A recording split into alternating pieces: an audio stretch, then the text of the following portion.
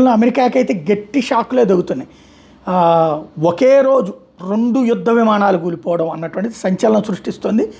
2 పైలట్లు కూడా సురక్షితంగా బయటపడ్డారని తాజాగా చెప్పారు. మరొక పైలట్ మాత్రం గాయపడ్డాడు, గల్లంతయ్యాడు. ఇప్పుడు అతని కోసం వెతుకుతున్నారు. అమెరికాకి చెందిన F-15 ఈ స్ట్రైక్ ఈగల విమానాన్ని ఇరాన్ శుక్రవారం దాడి చేసి కూల్చేసింది. ఇందులో పైలట్, వెపన్ సిస్టమ్ అధికారి ఉన్నారు.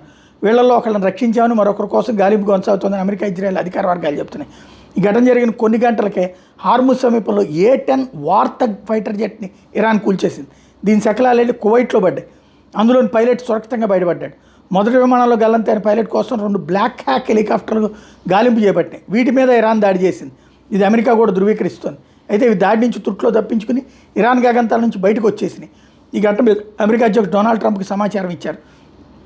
ఇదే సందర్భంలో ఈ పరిణామాల మీద అమెరికా అధ్యక్షుడు ట్రంప్ స్పందించారు. ఇట్లాంటి ఘటనలు దౌత్య చర్చల మీద ప్రభావం చూపిస్తాయని అడిగితే అట్లా ఎప్పటికీ జరగదు, ఇది యుద్ధం, మేము యుద్ధంలో ఉన్నాం, అలాగని ఇరాన్తో చర్చల మీద ప్రభావం చూపించవు అంటూ సమాధానం చెప్పుకొచ్చారు.